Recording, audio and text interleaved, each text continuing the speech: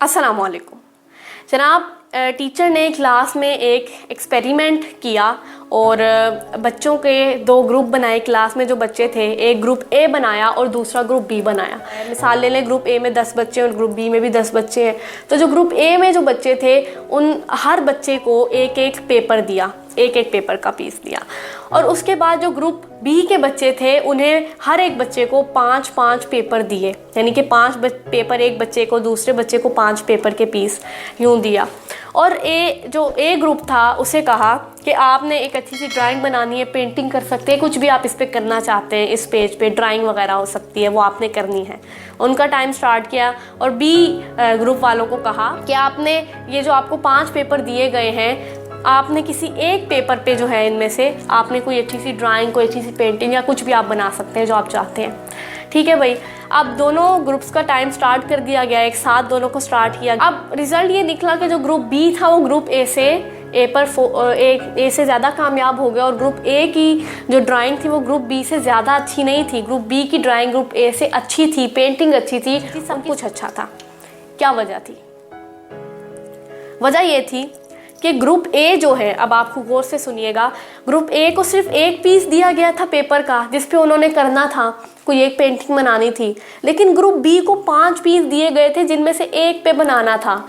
तो जो group B था उसने पहले एक पेपर बनाया, उन्हें लगा कि चलो इसमें तो थोड़ी सी खामियां वगैरह नज़र आ रही हैं, तो उन्होंने दूसरे पेपर पे बनाया। अब उसमें थोड़ी सी खामियां नज़र आई, उन्हें तीसरे पेपर पे ख़त्म किया। अब जो चौथे पेपर पे बनाया, ठीक है, चौथे पेपर पे परफेक्ट बनाया, उन सब से, पहले से, दूसरे से और तीसरे से, उसमें भी जो खामियां नज़र आई उन्हें ख़त्म किया और 5वें पेपर पे बिल्कुल एक अच्छी वही वाली ड्राइंग बनाई, यानी कि खामियों को ख़त्म करते गए और 5वें पेपर पे एक बहुत अच्छी ड्राइंग बन गई। लेकिन एक ग्रुप तो था, उन्हें सब कुछ एक ही पेपर पे बनाना था, उनके पास मौका नहीं था कि वो ट्राई करें या फेलियर का सामना करें, तो इसलिए वो नाकाम हो गए।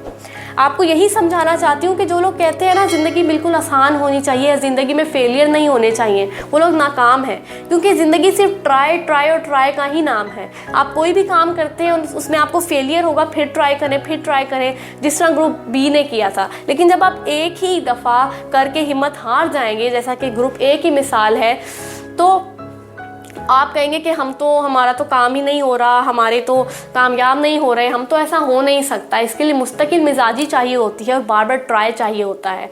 फेलियर इंसान को मजबूत बनाते हैं, मसाइल, प्रॉब्लम जो उसकी ज़िंदगी में आती हैं वो उसे मज़ीद मजबूत बनाती हैं और वो आगे बढ़ सकता है। अब देखिए, जब भी आप आगे बढ़ेंगे ना, ये मुआशरा आपको ज़रूर डिमोटिवेट करेगा, कहेगा कि तुम कुछ नहीं कर सकते, तुम मत आगे बढ़ो, तुम ये मत करो।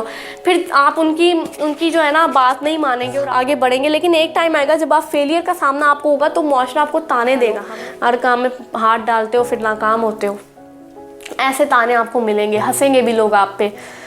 एक तो इंसान वैसा होता है जो उस टाइम पे हिम्मत हार जाए, जो उस टाइम पे रोने पिटने बैठ जाए और कहे मैं कुछ नहीं कर सकता। दूसरा इंसान होता है जो कहता है नहीं, मैंने कुछ करना है। मुआशरा तो बोलता रहेगा, लोग बोलते रहेंगे, लेकिन जब आप कामयाब होते हैं वही लोग फिर आपको सैल्यूट करते हैं। तो यही चीज़ होती है।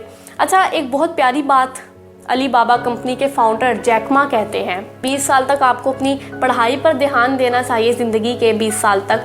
और उस टाइम पे आप जब अच्छे से अपनी पढ़ाई कर लेते हैं तो 25 साल की वो जो उम्र होती है उसमें आपके पास होता है टाइम कि आप तजर्बात करें, आप गलतियों को फेस करें, आप गलतियों को ठीक करें, अपनी गलतियों को, मिस्टेक को, और नाकामियों से सीखें। ये वो उम्र होती है। अब 30 साल की उम्र होती है, वो ये होती है कि किसी ना किसी को फॉलो ज़रूर करें, कोई अपना रोल मॉडल रखें, लेकिन ऐसा शख्स रोल मॉडल रखें जो इस काबिल हो कि जिसे आप रोल मॉडल करें।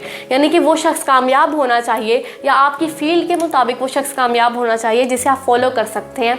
उसके साथ आप नौकरी भी कर सकते हैं, किसी बड़ी ऑर्गेनाइजेशन में नहीं, छोटी ऑर्गेनाइजेशन में, कि आपको वहाँ पे अपने ख्वाबों को पूरा करने का ज़्यादा मौका मिलता है। लेकिन मैं रानी ईमान फातिमा ये भी कहती हूँ कि अगर आप बिज़नेस ज़रूर कीजिएगा, क्योंकि बिज़नेस जो है ना वो इंसान की सीखने की सलाहियत को मज़ीद बढ़ाता है और उसे अपने ऊपर कॉन्फिडेंस भी आता है।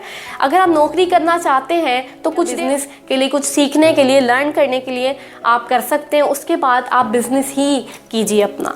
अच्छा, जैक मा क्या कहते हैं मज़ीद आपको बताती हूँ। वो कहते हैं कि 30 से 40 साल की उम्र में आपने अपनी ज़िंदगी को एक सिमत देनी है, एक डायरेक्शन देनी है।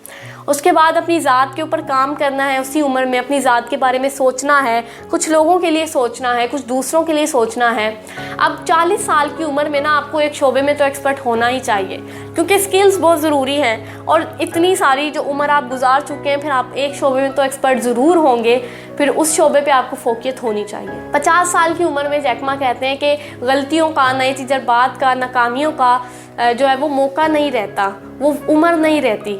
उस टाइम पे बस आप नई नस्ल के लिए काम कर सकते हैं, अपने बच्चों के लिए काम कर सकते हैं, उन्हें सिखा सकते हैं। 60 साल की उम्र में जैक मा कहते हैं कि बस आप उस टाइम पे परेशानियों को थोड़ा सा कम कीजिए, समंदर के किनारे बैठिए, चिल कीजिए, एंजॉय से अपनी लाइफ को गुजारिए। और आपने जब अपनी पूरी लाइफ को, मैं कहती हूँ कि अच्छा गुजारा होगा, तो आपके लिए वो जो एंड वाले आपके साल होंगे ज़िंदगी के, उनमें आपको पछताना नहीं पड़ेगा और आप चिल करके, एंजॉय करके वो जो अपने एंड वाले साल हैं वो गुजार सकते हैं। बस यही कोशिश कीजिए कि ज़िंदगी में हमेशा नाकामियों से सीखना है और कभी भी ट्राई करने से रुकना नहीं है, हमेशा ट्राई करते रहना है। अल्लाह हम सबको हमेशा शुक्र अदा करने की तौफीक अता करे और हम सबका खात्मा ईमान पर फरमाए, आमीन।